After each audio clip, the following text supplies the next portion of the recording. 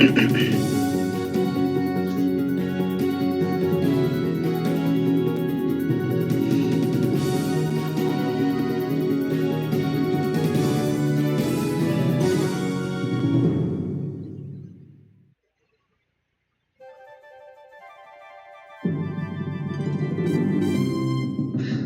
right, hello, and welcome to the AGDI remake of King's Quest 1. So this is just kind of a fan-made remake. They don't have the actual rights to the product, but did make a number of changes that I think are quite nice. Probably the most obvious ones are strong graphics updates, and then the addition of voice actors.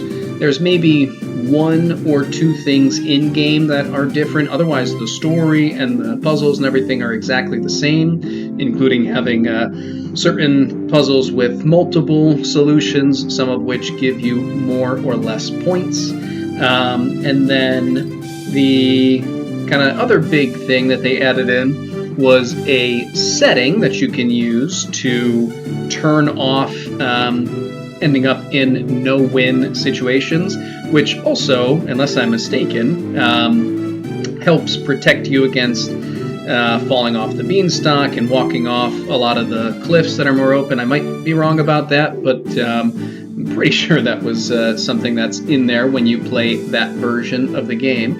But before we get into any of that, let's watch the introduction here. You are Sir Graham, the bravest and most honorable knight in the troubled realm of Daventry. King Edward the Benevolent, aged ruler of Daventry, has summoned you to the castle for reasons unknown. Greetings, Sir Graham. The King is expecting you. Allow me to escort you to His Majesty's throne room. Thank you, Sir Knight.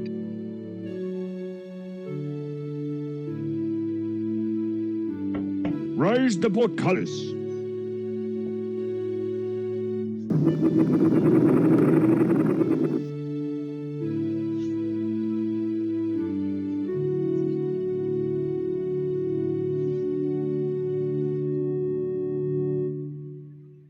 I am at your service, my king. I am an old man, Sir Graham. Perhaps too old to carry the weight of this crown. My bones ache and my hands tremble. I am afraid my time on earth grows short. But enough about me. Great misfortunes have befallen Daventry since the loss years ago of 3 magical treasures. I have chosen you, the finest knight in all of Daventry, to search for these lost treasures. Only then can this kingdom be restored to its former glory. And only then may I rest with the knowledge that my people are safe. The first treasure is a magic mirror that foretells the future. The second is a magical shield that protects the bearer from all mortal harm. The third and last is an enchanted chest that is forever filled with gold. I know that what I ask is difficult, nay, perhaps impossible. The dangers are many, but you are brave and pure of heart. That is why I chose you to volunteer. If you succeed, you will inherit my crown and rule the realm of Daventry as her rightful king. Go, Sir Graham, and know that the fate of Daventry lies in your hands. Take heart, my king. I shall not fail you.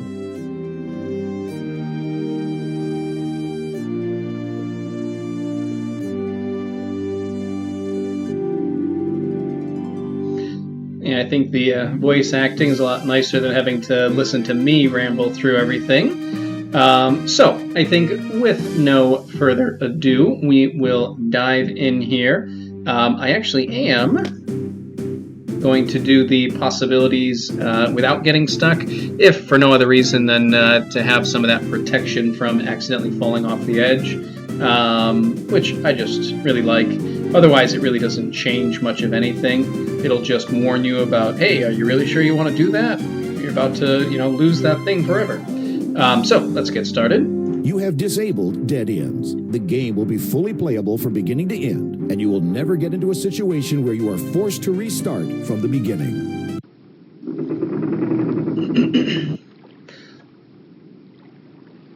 All right, so I'm going to largely mirror the path I took the first time around about 5 years ago. These scaly, slimy serpents cruise the moat searching for unwary trespassers.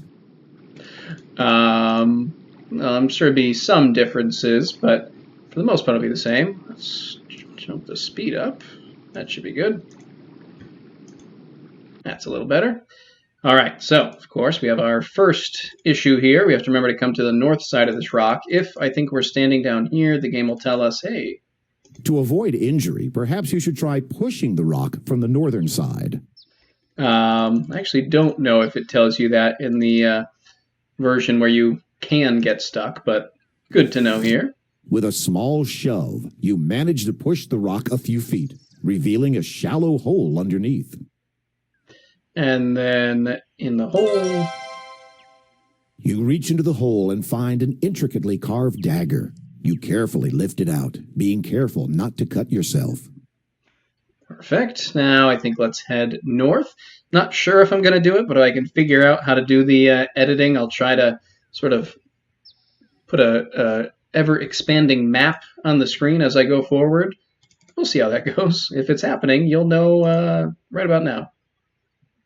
So, finding plenty of footholds in the coarse bark of the tree, you easily clamber up the trunk to the branches above. Yes, this is the tree that we must climb. And then you shouldn't die if you fall off, but it is annoying. Oh, yep. Because you then must reclimb.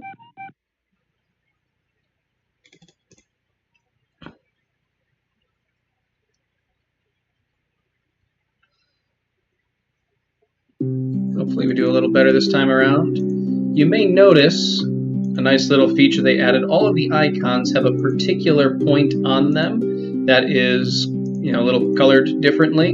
See right on the index finger of the hand. You carefully lift the golden egg out of the nest. So you know exactly where to click. That works fine. Which I think is a nice little feature. Now, let's go to the right. Collect a carrot. You pluck a plump orange carrot from the ground. And now here we should run into a new friend. All right, let's try again. And again. Wandering along the banks of the beautiful lake, you see a cute little elf. Now we have to get close to him and then, try to chat. That's strange. The elf is impressed by your friendliness and responds by handing you an elegant little ring. I've had me eye on ye, Sir Graham. Methinks you might enjoy this little trinket. For just a wee bit of time it has the power to make ye invisible. May it give ye as much entertainment as ye has given me this day. With that, the elf vanishes. Elf has a very low bar for entertainment, I guess. Anyway, let's continue on. Find this bowl. You pick up the bowl. Now, luckily, you don't have to be, I don't think, quite as specific with this to get full points as you did in the original version, but we do want to click here. The small bowl feels rather ordinary. You notice something written in it. Inscribed on the inside of this empty ceramic bowl is the word fill. And we do this. To your astonishment, something begins to bubble up from the bottom of the bowl. Within moments, the bowl is filled with a hot, savory stew. And we can even drink it if we want, or eat it, whatever, but you don't have to. All right, so let's go this way. Have my map here next to me, which I always recommend you make if you're playing a game like this. You choose a big, meaty-looking walnut from the bunch scattered around. Another nice little quality of life feature they added is I'm pretty sure you always get the correct walnut the first time around. When you open the walnut, you discover the nut inside is pure gold. Well, that's wonderful. All right, continue on. So we're just going to... Suddenly you hear... Get off the screen before the ogre gets us.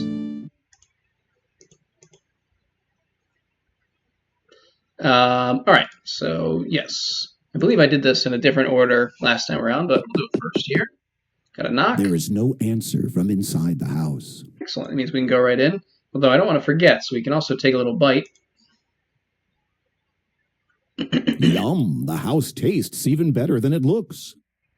Now, let's head in. If you do this really fast, you actually can get out of here without dealing with the witch. But we don't want to do that because we'll lose points. You take the cheese from the cabinet. And let's get our note here. This You grab the note from the table. ever so useful note. There is a message written on the note. Sometimes it is wise to think backwards. Absolutely classic Off in the distance, you old hear a school high, puzzle. squeaky voice. I can smell someone tasty in my house. I always found this solution interesting, just given the context of the rest of the game and how you're so regularly supposed to choose the non-violent option. Let's wait a second. I'm going to get my cauldron ready to cook someone for dinner. Yum. After I get the cauldron nice and hot, I'll be ready to have someone put dinner. All right, let's not do that. With a mighty shove, you courageously push the wicked witch into the pot. Her wild screams are suddenly cut off as she melts away into the oily green slime. Congratulations! But yeah, just very interesting that pretty much every other situation you are either punished or rewarded less for violent solutions, except for right there where that's exactly what they want. Anyway, we're going to go north from here. I don't The think... huge snake is watching you very closely, and its intentions are less than friendly. I always just walked right by this, and it always feels like it's supposed to kill me, but it doesn't, so we'll take that as a win, I guess.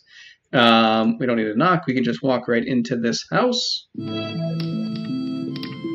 The woodcutter speaks to you, his voice broken with sorrow. We would welcome you to our home, Sir Knight, but we've had no food for so long. My beautiful wife cannot even rise from her bed. I fear she may die soon. It's generally frowned upon. We can try and talk to him. They don't have much to say. The woodcutter's poor wife appears to be near death. The woodcutter, still gazing at his wife's pale face, does not seem to hear you.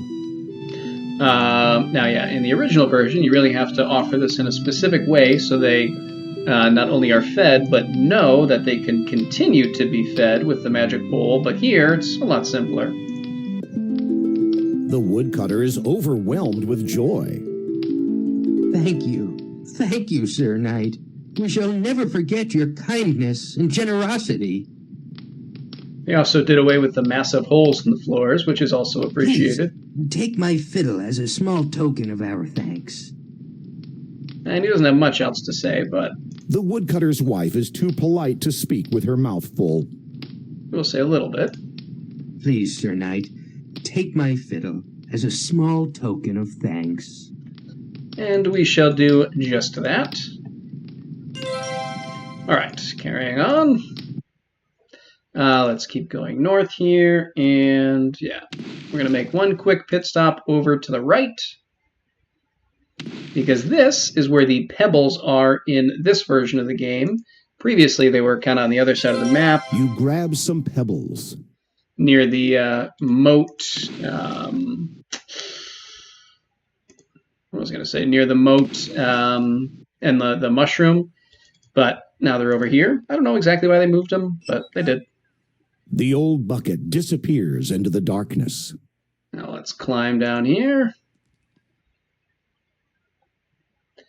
We're going to climb into the bucket and then take our dagger out, cut the rope, splash down. Let's grab the bucket. You manage to take the bucket. And then we're going to do a couple of things. We're going to dive under the water, take the bucket out and fill it. With difficulty, you manage to fill the bucket while swimming. And we don't really need to do this, but we can swim down and open this chest. This isn't the chest you're looking for, which is empty. So we will swim over here, and then out of the water. It's a little finicky on exactly where you have to click. There we go. Alright, and now we're going to step out here, and I'm going to pause for 1 second.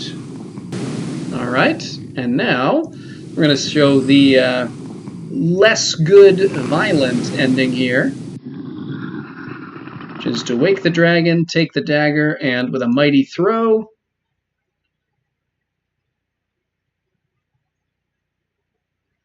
there we go.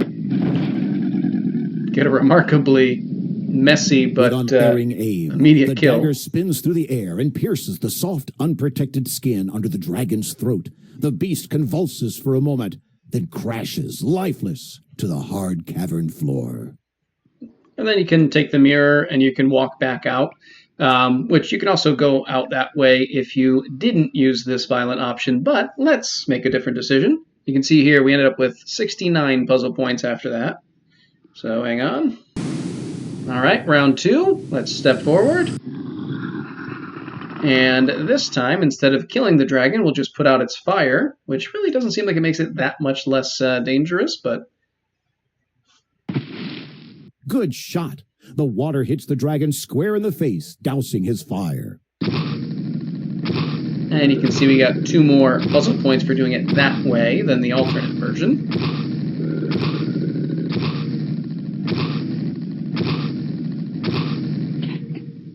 Unable to defend itself with anything more than harmless clouds of steam, the dragon rolls aside the granite boulder and slinks off in shame, leaving the mirror behind. I mean, I feel like it had a few other options, but let's walk forward here now and take a look at this mirror. The mirror shimmers with its own magical light. Pick it up. You take the magic mirror. Congratulations! And we can also take a look at it ourselves. As you gaze into the magic mirror, you see a reflection of yourself as king of this land of Daventry. King doesn't sound too bad. But all right, with that, having collected the first of the 3 magical treasures, in addition to collecting a large percentage of what we need to for the game, I think we will end things here. We'll come back and search for, I believe, the magic chest next time, but hopefully you enjoyed, and until next time, see ya.